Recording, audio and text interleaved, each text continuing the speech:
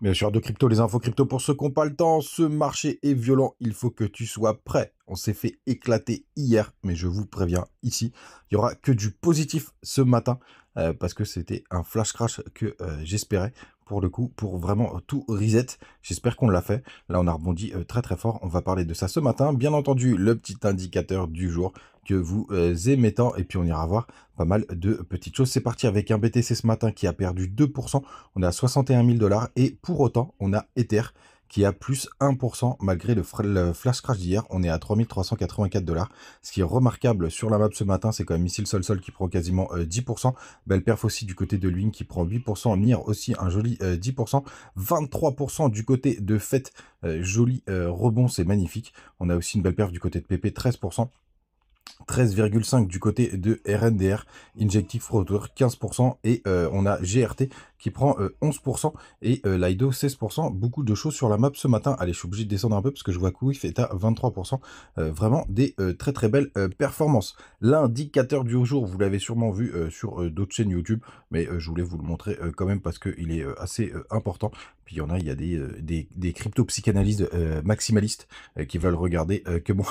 Je plaisante, mais je crois qu'il y en a quelques-uns pour le coup. Et donc, c'est le Hash Rebound. Hash Rebound, qui vous avez le ticker qui est juste ici. Je peux vous le mettre si vous voulez. Hop, Hash Rebound juste là. Et donc, c'est un indicateur qui nous donne la capitulation des mineurs. Donc, c'est lié au hash rate et au minage. Donc, le hash rate, c'est la puissance de minage. Et donc, ça nous donne une petite pastille bleue.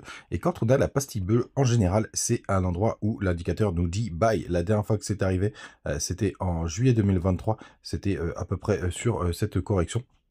On a eu la même chose juste là, donc c'était quasiment le bottom. On peut repasser dans le passé. Les gars, n'oubliez pas, on le regarde en weekly. D'ailleurs, il y a beaucoup de faux signaux en daily, donc je vous invite vraiment à le regarder en weekly. On a eu la même chose, c'était en août 2021, avant d'aller chercher un nouveau top aux alentours des 69 000 $. Alors attention, hein, c'est pas pile le moment où il faut acheter, mais en tout cas, ça nous donne une bonne zone. C'est arrivé aussi en novembre 2020, et après on a eu une continuation de la poussée. C'est pareil en juillet 2020 et regardez, même sur le crack Covid, juste un peu après le crack Covid, en avril 2020, on a eu aussi un signal qui s'est déclenché. Donc c'est un indicateur qui est plutôt pas mal. En 2019, c'est arrivé aussi. Même si on a eu le crack Covid derrière, enfin bref, et allez, on va jusqu'au bottom de 2019 pour le coup.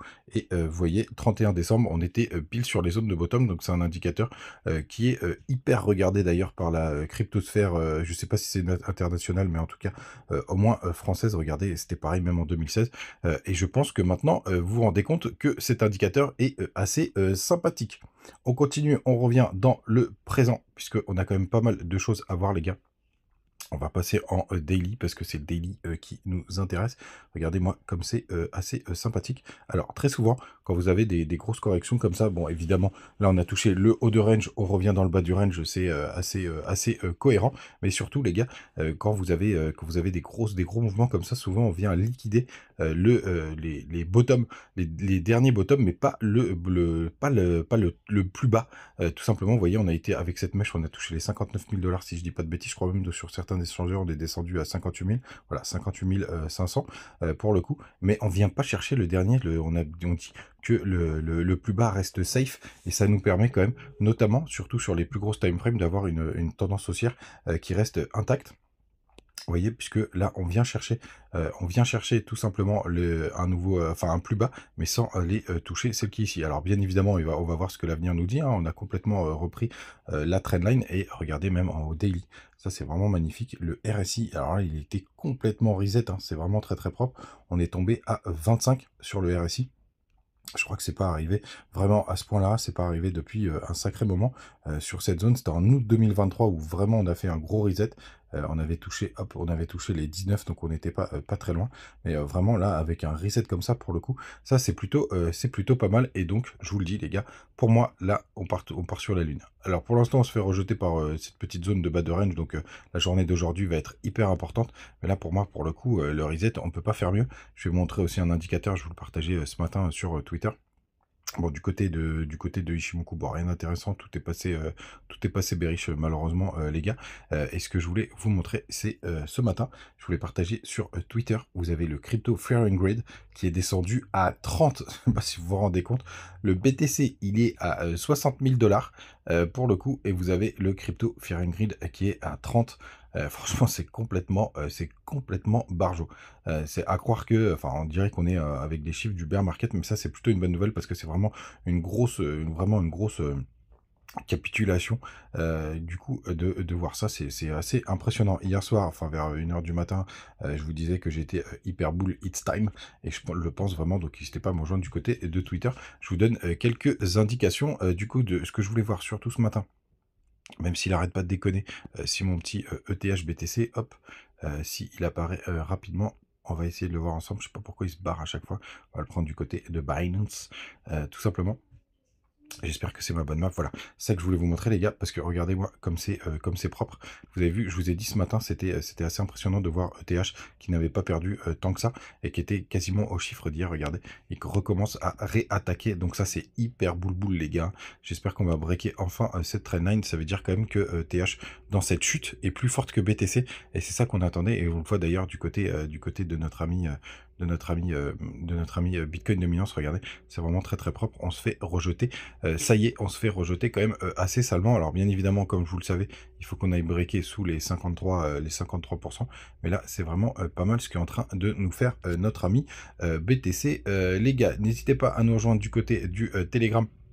Les petites news AI tous les matins, tout simplement, et justement ça parle des grosses liquidations qu'on a eues hier. Je vous les partage dès le réveil, et vous avez les petits bonus du côté de notre ami BitGet, ma plateforme préférée, BingX, Bitmart et Mexe, donc qui est plutôt sympathique. N'hésitez pas à profiter des bonus. Les funding, parce qu'on m'a demandé d'en parler assez régulièrement. Donc les funding, c'est ce que vous payez pour être en position, et ils sont plutôt reset un peu ce matin. Vous voyez, on est à 0,03. Alors les funding normaux, c'est 0,01, où le marché peut aller à peu près dans le sens il peut partir vraiment dans tous les sens. Mais là, surtout quand c'est négatif et que ça se rapproche de 0, là, comme du côté de Binance, c'est plutôt une bonne nouvelle.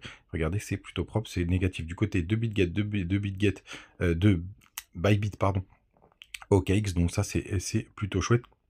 Ça montre quand même qu'il y a eu des grosses liquidations, et justement que le marché peut potentiellement être reset. D'ailleurs, la carte des liquidations, je le regardais ce matin, il commence à y avoir un très gros pic vers les 64 800 dollars. Donc c'est une target assez intéressante à aller chercher. Alors bien évidemment, s'il faut faire un petit W en daily, tiens, on va regarder la map juste là, ça peut être pas mal, hein. Peut-être qu'on va avoir quand même besoin de quelques jours pour pouvoir digérer tout ça. Ou alors est-ce qu'on va faire un V-bottom comme on l'a fait quand on a touché les 56 500 dollars. On va le voir, mais en tout cas c'est plutôt chouette parce que les alts ont plutôt pas mal résisté. Donc les gars, n'oubliez pas, le marché est hyper violent.